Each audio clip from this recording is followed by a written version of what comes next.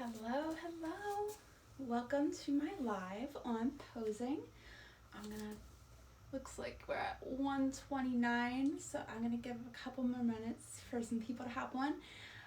I see somebody did hop on. I am too far away from my camera to actually see the comments. So thank you for joining. I hope that you really get a kick out of this. And that you learn something that you can implement in your next photos, whether professional or candid. These tips will help. So let's see, it looks like it's 1:30. Perfect. I actually put a little bit of makeup and eyeliner on for you, get a little fancy. So if you saw my behind the scenes photo, you know that I am currently in my toddler's bedroom right now. It's the largest space in my house that I have to set all my gear up. Hopefully he won't be coming in, but I do have the door locked, so if you hear banging on the door, he's not being neglected. I promise. He has Paw Patrol in the other room. He's fine. He's got chicken nuggets as well. He's good. But let's go. Let's see what. Hi, Don. Oh, sorry. Hi, Lisa. Perfect. All right, let's go. So, I have for you today 3 posing tips that will significantly raise your confidence of how you look on photographs. Because I hear from a lot of women that they don't know how to pose, they don't like how they show up in photos, they're scared of the camera, and this is really, really tragic because we need to step in front of the camera, if not for ourselves and our own well-being, then for our children, because photographs, not to be morbid, are going to be one of the few things that they have to remember us by. Photographs and heirloom objects or heirloom photographs. So we need to really get over our insecurities about what our body looks like. We all have them. For me personally, it's my arms, which is funny because I tend to wear a lot of short sleeve shirts, but it's because I have a lot of negative experiences going shopping and not having sleeves that actually fit my arms, that they always felt too tight, so I just went the complete different direction, didn't try and cover them. It's easier. But I was a little bit of a tangent, but I would love for you to try on some of these tips, see if they work. Drop them in the comments below if you find something that resonated. So with no further ado, the 3 tips that if you implement today, I know you will start seeing a difference in your photographs. 'Cause one of the biggest things I always hear, and it's the old adage, is the camera adds 10, 15, I've heard up to 30 pounds. This is true. I don't know if you know how cameras work necessarily, but they take the 3D world around us and they condense it to 2D, which flattens everything, which flattening usually spreads it out. So a camera will absolutely make you look heavier if you let it. But that's all about perspective. And that's my first tip, is perspective. I want to show you something. So anything that's closer to the camera is going to appear bigger. See how my hands just got really big? Now watch as I lean back. My head just got really small. It's all about perspective, and that is exactly what we're going to do with your body today. Perspective and posture are huge. If you stand slumped, okay, yes, you just made yourself look bigger up top, but also bigger in the middle. So we want to relax those shoulders, move them back. We want a nice straight spine when we're standing. My second point, which flows into this, is that you never want to stand. There are caveats, but you typically do not want to stand how I'm standing right now. Shoulders straight to the camera. I can't even count how many times I've told women this and they act shocked. But right now we're at the exact widest that we can be, right? We are a perfect rectangle. Now, if we we don't want to be a rectangle, or we definitely don't want to be a square. We want to introduce my second point, which is triangles. We want to add leading lines and diagonals anywhere we can. So how can we take our shoulders and down and make an inverted triangle? That's pretty easy. We bring one shoulder. We just do a little bit of a twist, and automatically we've got the straight line here, and we've got a little bit of a curve here, which indicates a downward triangle. You can emphasize this even more if you keep your shoulders, if you cross a leg over. Now you have here, straight line, and you taper down. Add a little bit more of a twist and you have a little bit more visual interest. You can also add diagonals with your arms. So basically if it bends, bend it. So you can put an arm up on your hip. I don't suggest keeping arms right parallel across from each other. You can play with it, see how it looks, but typically I like a little asymmetricness. So keep one hand down somewhere, keep another hand up on your hip, kick that hip out. You've now, by hinging at the waist, you've now added a diagonal line at down your spine. You've also given yourself, because the perspective, remember, your face and your boobs are now closer to this camera. So now they're gonna appear a little bit bigger. You're gonna get this nice hourglass figure, and you might have, disguised you're pushing your hips back, so they're looking a little bit smaller, which is giving that illusion. Now, by keeping your hands out, you've given a nice negative space so you can see that nice curve there. Let's see. One thing to do with your legs, and I can't see my legs very well with the comments, but how you want to typically stand is, I'm gonna turn this way. So you're gonna, whichever leg, and if I'm going too fast, please put a comment down in the comments and I'll go back and clarify anything. But with the leg that's the farthest away from the camera, whether it's a professional shoot or if it's just someone taking a snapshot, I usually like to put all the weight on my leg. I'm doing this just to show you. And then introduce a bend in the front knee. You can stand up on tiptoe or flat foot and just lean forward a tiny bit to support yourself. And what that does is with a straight spine or a slight hinge towards the camera, you are adding a visual interest of a diagonal going down your hip, from your hip to your knee to your foot. And you can play in the mirror and really twist and turn and see how dramatic you want to bring that, how far forward you like to be. But I can see an issue right now. I'm gonna address, look how my arm is. Like I said, my arm is one of my sore spots. I've got a little bit of squishy room in here. I'm coming to terms with it.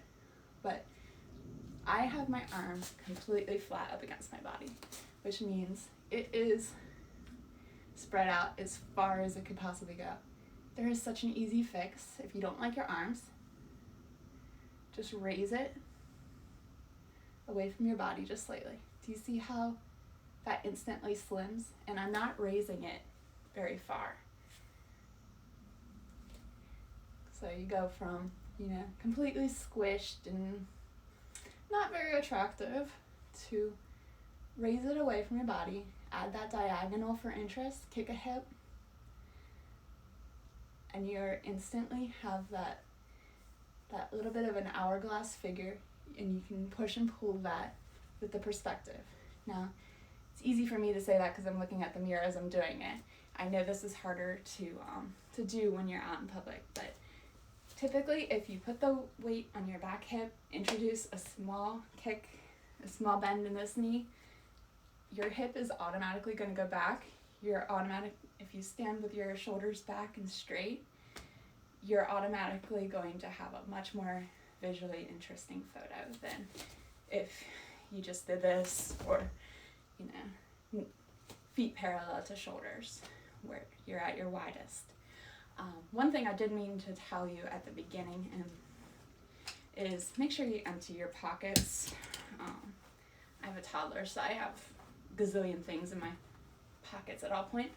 But I'm not sure if you noticed, but they do sometimes create bulges, and you might be able to see those in photos. So when in doubt, just take the bulky things.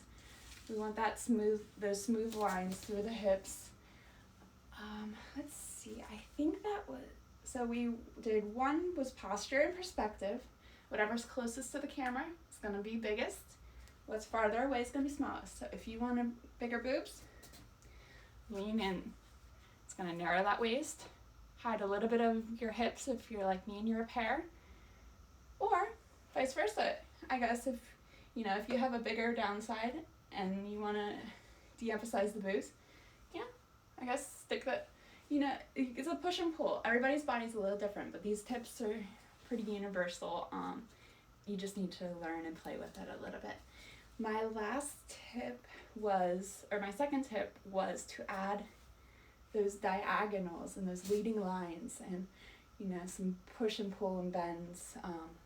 Adding negative space between the body is also a great idea, just because it allows you to see the nuance of the pose and the curves that you're introducing. My third tip, I'm going to get a little bit closer. Oh, good. I'm glad that you thought this was helpful. My third tip is going to sound a little funny. It did when I first heard it too. And that is think like a turtle. So what that means is that, when most of us take our selfies, we usually stretch our neck real high and do an upward angle. This is the same thing, but with somebody taking a photo that's relatively your height. So you're going to want to actually envision a turtle as they, how they stick their neck way out of their shell. You're gonna bring your head. Now see how my face got bigger? And I'm trying to keep a neutral spine. My shoulders are relaxed and back. But see how my face and my eyes have gotten a lot more distinct? And I've brought out my jawline a lot more. This helps with people with neck insecurities that might have a double chin area. And I mean, we all do. I can bring mine out too. That's again why we tend to like the selfies that are up, because we stretch all of that out and we don't have to worry about it. But I'll show you that from the side because it looks ridiculous. Let's see if I can do it without bringing my shoulders up. But all right. So you just want to, I can't see, but you just really want to extend your neck out. And I mean, don't do it to a point where it's not comfortable, but it's going to feel silly. It is, but it's one of those weird things that tricks the camera. And honestly, that's the name of the game. You're going to, you might feel silly, but sometimes that's just how you know you're doing it right. And that's one of the benefits of hiring a professional photographer, because we are trained to see these things and pose you in ways that will suit your body the best. We also, we can help guide you. I love to take the women that, they hate photos, they hide, they run, they're squished in the very back row so no one can see them. And by the end of the session, they're dancing in their underwear. Sometimes literally, I do boudoir. But so I hope some of these tips resonated. If you have any questions at all, if you want to book a session or a consult to figure out how we can work on your posing, even if you just want to apply and just help me out with some marketing photos and get more comfortable in front of the camera, I'm here for it. I would also love if you guys could drop a couple of comments down below. I want to keep doing these weekly lives. I really do want to be here and help you and get you in front of the camera, whether it's with me or another photographer. I don't know it, but if you could drop some topics of what you'd be interested in learning, because sometimes it's really hard for me to know, because I know what I know, but I don't know what you don't know or what you want to know. So if you could please drop a few comments, suggestions, or send me a DM and say, I'd really like to know about what time of day is best for a photo shoot. What outfit should I wear? How many outfits should I bring to a beauty session? How many outfits should I bring for a family per person? Does my husband have to be at the consultation? And I'd say yes, they should be. Open book. Let me know what I can help you with. I'm here for it. So you may have seen, I am going to be creating a course called My Dream Photo Shoot. It's going to be about 5 modules. I haven't built it yet because I want to do these lives. I want to see what questions you have and really build it out. I have an idea of what's going to be in it, but I want to make sure it resonates and that you're going to get the most out of how to plan your session. Yes, we'll do that together if you book with me, but I want you to go to any photographer and have a solid plan of who you are now, where you want to be, how you want to feel when you walk by and see those photos up on the wall. I really want to make sure that your photo shoot is exactly what you want it to be and not somebody else's vision of what they can give you. I've seen a lot of times that families get overwhelmed with picking outfits and everything else, that they just follow the photographer blindly. And I want to make sure that we are expressing who you are and who you want to be known for. And this goes for families, boudoir, beauty, headshots. It all plays. It all starts with you. We need to know what you need and what you want out of these photos so we can build a blueprint to get you there. We need that roadmap. So any suggestions you can drop below would be beautiful in helping create that, because I think that'll really help. Again, whether you book a session with me or just another photographer, I think having that roadmap to where your photos are going to be hanging on the wall, or are you album people, just certain questions that not a lot of people may think to ponder at this stage. So I think that's it. So to recap, my tips were posture, nice straight posture. We've been told that since we were little, it not only helps our backs, but just generally sucks everything in. So again, posture, relax back, shoulders, suck in at the belly button. You don't have to squish everything in the middle, but nice straight back. And create those diagonals and those lines using your arms, your legs, and hinging at the waist. And then think like a turtle. Bring that head forward. And you can work your angles and figure out if bringing your chin up, down, left, right, it all plays. And this is it just comes with practice. But you'll get there. And you'll start loving yourself in photos. Or at least you'll be more comfortable. And if it helps, try looking at photos of yourself every day. We talked about this last week, the mirrors effect. We tend to like things that we see more often. So if we can actually look at real photos and not our mirrored image, we're going to start understanding our face and really appreciating our bodies for what they actually are versus what we see in the mirror. And my final tip is, again, what I said last week, is don't judge yourself too harsh. Your brain puts a couple false realities into play, and I'm trying to get rid of that glare. Look at your photo like it's your best friend or someone you don't know. I guarantee you wouldn't nitpick and be as mean as you are to yourself. We all do it. I have those negative self-thoughts too.